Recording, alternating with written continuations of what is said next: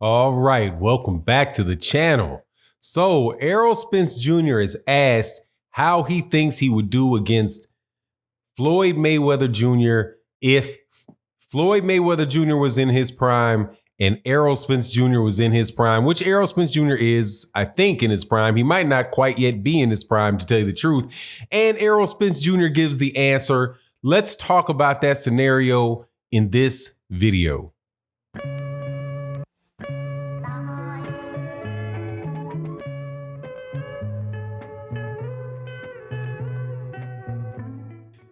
All right, welcome back. Another great day of talking about boxing in the middle of a pandemic / quarantine / ain't no fights going on. So good conversation took place about boxing in an environment that you usually don't hear a lot of boxing conversations in, and that is the show that Steven Jackson and Mark Barnes have. I think it's on Showtime, man. But anyway, it's one of these ex-professional basketball playing podcasts, kind of like Knuckleheads with Quentin Richardson and God, what's the name of the dude from the LA Clippers that's in that show? Darius Miles. By the way, shout out to both those cats because they're both from the Chicagoland area, or at least Quentin Richardson's from Chicago. Miles, I do believe, is from maybe like the Peoria area or something like that, but two Chi-Town dudes, and they started doing these type of podcasts where they talk to professional athletes. And one of the professional athletes that they talked to this time, the show with Matt Barnes and Steven Jackson, was Errol Spence Jr. And in the midst of this conversation, they say, and it was a really good questions, man, really good questions, which you usually don't get out of podcasts or interviews that are done by guys that don't really cover boxing. But you could tell that these guys really do pay attention to boxing because they ask some good questions. So they ask him, Errol, what do you think would happen if you fought Floyd Mayweather Jr. in your prime? Now, when they said your prime, I have to make it work for me, right? Which is, I don't know if Errol Spence Jr. is in his prime or not, quite honestly, because he's still, as far as him fighting, he's still a young champion.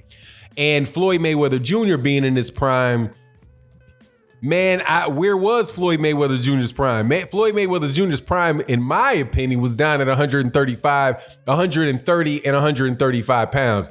That was the prime. So when they asked Errol Spence Jr. this question, I'm not sure what Errol Spence Jr. meant by prime, but maybe he was talking about at the welterweight division, because obviously these guys would have to fight there.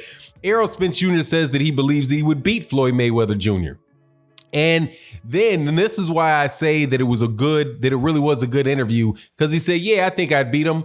And then Matt Barnes says, I can't let you get away with that, man. You got to tell me exactly why you think that you would beat why you would beat Floyd Mayweather Jr. Now, before I give the answer to that, remember that and something they might not have known and that a lot of really hardcore boxing fans already know, is that the rumor is that Errol Spence Jr. already beat up Floyd Mayweather Jr. because that's one of the first times that people really started getting Errol Spence Jr.'s name. Well, Errol Spence Jr.'s name really started getting out there was after Sean Porter's father, who was Kenny Porter, took Errol Spence Jr. to a training camp to spar, and they said, hey, do you have anybody that can spar, that can get good work in with Floyd Mayweather?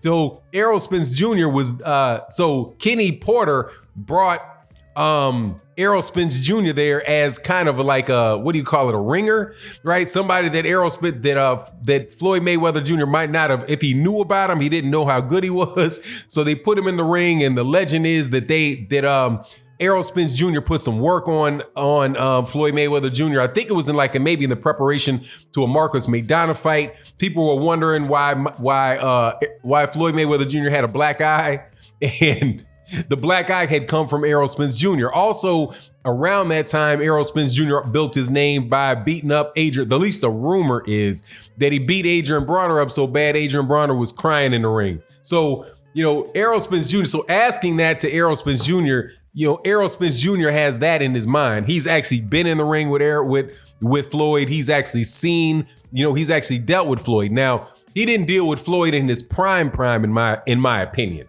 right? Now, a lot of boxing fans, especially Floyd Mayweather fans, think that Floyd's prime went all the way up to, when he was fighting Robert the Ghost Guerrero and Andre Berto and Victor Ortiz and guys like that. I think that he had already started. I think he already started slowing down by that time. But anyway, so Errol Spence Jr. asked the question about why he thinks he would beat him, and he says that and what he would do to beat him.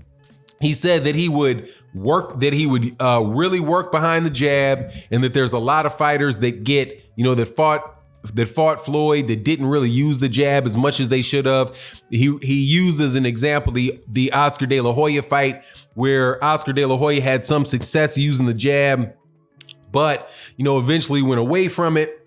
He also said that he would work with Floyd Mayweather. He would work the body first and then go to the head, because a lot of times when you're going after people's heads, you just can't get your hands on their head.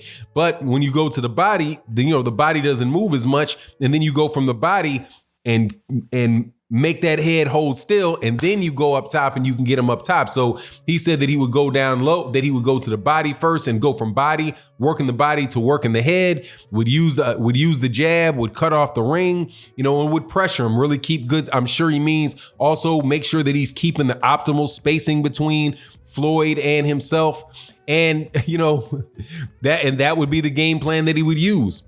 All in all, man, that sounds like a really good game plan. The thing I would say about that is this, though, that I don't think any of that is what would give an advantage to Errol Spence Jr. over Floyd Mayweather Jr. if they met in their prime. I think that no matter what, and I'm not always been the biggest, Floyd Mayweather Jr. fan outside the ring, but dude, hey man, the guy inside the ring is the truth. The real truth. That I think would probably be easier said than done with Floyd Mayweather Jr. for most people. What makes Errol Spence Jr.'s situation maybe different is, one, they have a tremendous size difference between the two of them. Errol Spence Jr. is a legit 147 pounder who really might wind up having his career end at 160.